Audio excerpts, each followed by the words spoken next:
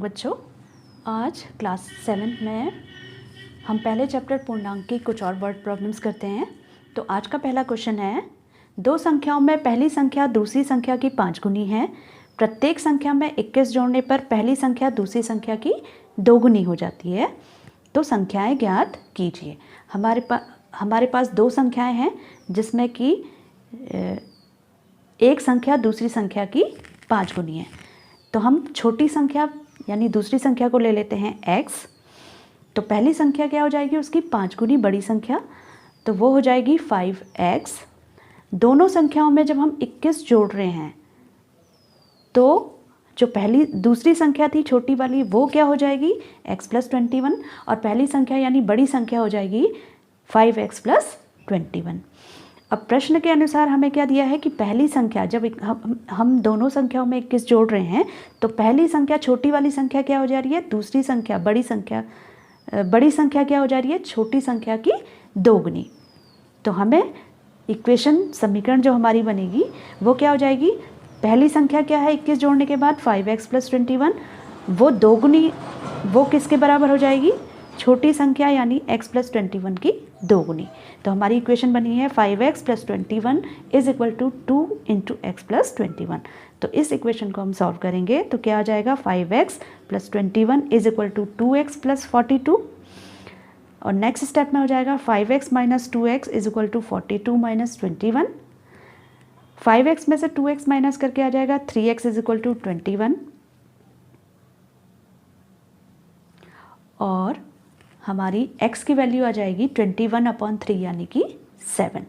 तो पहली संख्या जो x थी वो हमारी आ गई 5x, 5 गुनी थी बड़ी संख्या, तो 5 × 7 = 35। और दूसरी संख्या हो गई हमारी जो छोटी संख्या थी x, वो हो गई है 7। नेक्स्ट क्वेश्चन है, दो संख्याओं का अनुपात 5:3 है। यदि उनका अंतर 18 है तो संख्याएं ज्ञात कीजिए। हमारे पास दो संख्याएं हैं और हमें उनका अनुपात दिया है। तो जब भी अनुपात दिया होगा तो हम संख्याओं को मान लेंगे, उनके साथ एक कांस्टेंट यानी कि नियतांक लगा देंगे, एक अचर राशि लगा देंगे। तो संख्याओं का अनुपात है 5:3, तो हम संख्याओं को क्या ले लेंगे, 5x और 3x। एक संख्या हो जाएगी 5x और दूसरी हो जाएगी 3x। अब इन दोनों संख्याओं का प्रश्न में हमें अंतर दिया है, वो क्या दिया है, 18। तो 5x में से 3x को जब हम माइनस करेंगे क्या आ जाएगा, 18। तो 5x - 3x कितना हो गया, 2x = 18।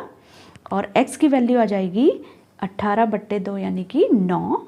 इसलिए हमारी अभीष्ट संख्याएं जो 5x और 3x थी वो क्या हो जाएंगी, 5 × 9 और 3 × 9। 5 × 9 = 45 और 3 × 9 = 18।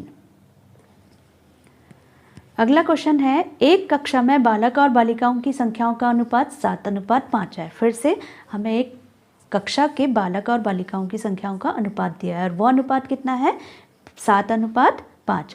यदि बालकों की संख्या बालिकाओं की संख्या से 8 अधिक है तो कक्षा में कुल कितने विद्यार्थी हैं।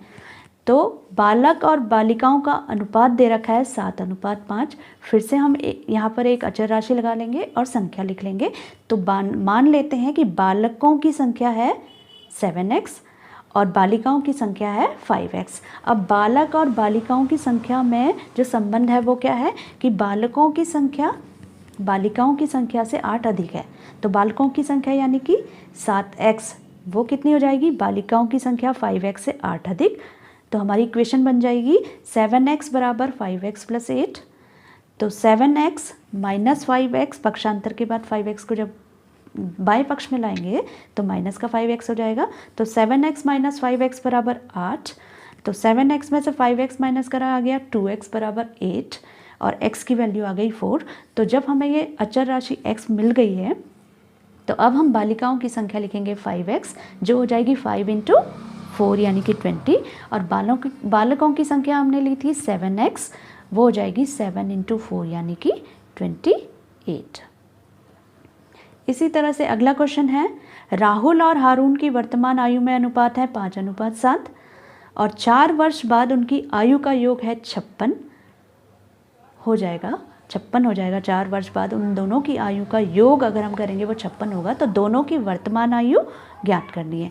तो फिर से हमें अनुपात दिया है राहुल और हारून की आयु का अनुपात है 5:7।